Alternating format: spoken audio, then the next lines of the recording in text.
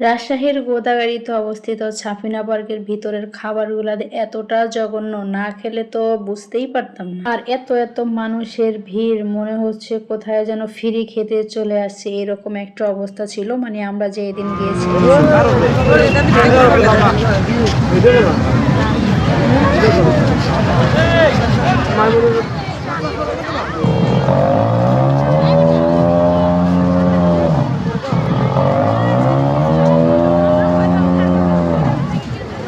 কি আপনারা কি ভয় পেয়েছেন? একদমই ভয় পাবেন না, ভয় পাওয়ার কিছু নেই, কারণ এটাই হচ্ছে সাফিনা পার্কের আকর্ষণ। আমার অনেক দিন যাবত দেখার ইচ্ছে ছিল, কিন্তু যাওয়ার সময়ই হচ্ছিল না। তো যাব বলে একদিন চলে গিয়েছিলাম, বারটা ছিল শুক্রবারে, আর যেহেতু বন্ধের দিন ছিল, এত এত ভিড় ছিল বলার মতো না। আমরা মূলত দুইটা ভুল করেছি। প্রথমত গেছিলাম শুক্রবারে, আর দ্বিতীয়ত হচ্ছে এখন পিকনিকের সিজন, এই কারণে আরো ভিড়টা বেশি। মানে এত গ্যাঞ্জাম বলার মতো না, মনে হচ্ছে মানুষ যে ফ্রি খাইলেও মনে হয় যে এত মানুষ আসে না, এরকম একটা অবস্থা। না একটু একটা ছবি তুলতে পারতেছি, না একটু ভিডিও নিতে পারতেছি, না এক জায়গাতে একটু দাঁড়াতে পারতেছি। তো দেখতে পাচ্ছেন একটা গাছ, এটাতে কিন্তু কথা বলতেছে। এখানে একটা ছবি তুলতে আসছিলাম, কিন্তু ছবিটা তোলাই হয়নি। তো যাই হোক, এখানে কিন্তু অনেক ঘোরাফেরা করতেছিলাম, ভালোই লাগতেছিল যেহেতু প্রথমবার আসছি আমি। আর এই শীতের মধ্যে এত মানুষের ভিড়ে তো আমরা ঘেমে ঠেমে একবারে অস্থির, মানে এতটা গরম লাগতেছে বলার মতো না। এখন যে বড় স্লিপারটা দেখাইলাম, মানে বড় মানুষের, ওটা এখনো চালু হয়নি, কবে হবে আমি ঠিক জানিও না। আর আমার ছেলে এখানে হচ্ছে ডান্স করতেছিল, পাশে মানুষের রান্না করতেছিল, পিকনিক করতেছিল, ওই গান শুনে একটু ডান্স করতেছিল।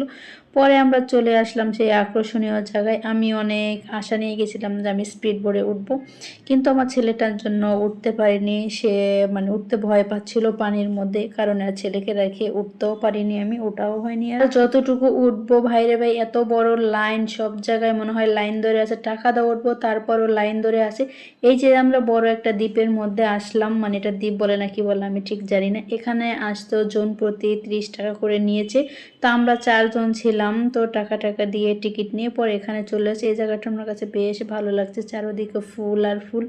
ওখানে লেখাই ছিল যে ফুল ছিঁড়বেন না, কিংবা হচ্ছে ফুলের পাশে দাঁড়ানো ছবি তোলা যাবে না, এরকম কিছু একটা লেখা ছিল, সঠিক জানি না। কিন্তু তারপরও অনেক মানুষ ধরে ধরে ছবি তুলতে, কিছু কিছু মানুষ তো ফুলও ছিঁড়তেছিল। যাই হোক, এখানে উপরে ছাতা টাঙানো আছিল। আর এই বড় মানুষটাকে হচ্ছে আমি একটু জুম করে নিলাম। এটা দেখেন আমি স্পিড বোর্ডটা বারবারে দেখাচ্ছিলাম, কারণ আমার অনেক আশা ছিল আমি এটাতে উঠবো। তো এখানে যে একটা ছবি তুলবো, হেঁটে যাব, মানে এত মানুষের ঢল বলার মতো। এখন আমরা চলে আসি ঝর্ণার কাছে।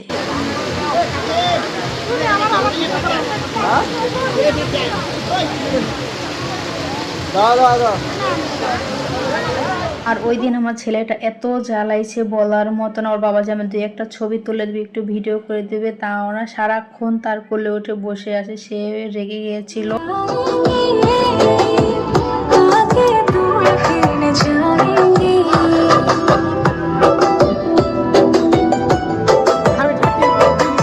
প্রথম যখন টিকটক রাউন্ডে উঠি, এতটা লজ্জা পাচ্ছি, বললাম রাউন্ড নাকি আমি নিজেও জানি না ভাই। তো নতুন রূপে কিন্তু সাফিনা পার্কটা সাজিয়েছে, আগের তুলনায় এখন দেখতে আরো বেশি সুন্দর লাগে। এই তো দেখেন লাভ শেপ শেপ, এগুলা সব কিন্তু গাছের টব দিয়ে সাজানো। তারপরে চলে আসলাম আমরা একটা খাবারের দোকানে খাবার খেতে, যেহেতু দুপুরে সব অল্প অল্প খেয়ে বের হয়েছিলাম। আর এখানে আসছে যেহেতু খাবারটা ট্রাই করে যাই। বিশ্বাস করেন খাবারটা এত বাজে ছিল, খেতে বলার মতো না। কিনেছি ফেলে দিতে আর পাই না, এখান থেকে ছেলের জন্য গাড়ি কিনলাম, আমি কিছু কসমেটিক কিনলাম। এবার হচ্ছে যাবার পালা। তো আজকে এই পর্যন্ত, সবাই ভালো থাকেন, সুস্থ থাকেন এবং আমাদের জন্য দোয়া করেন। আল্লাহ হাফেজ।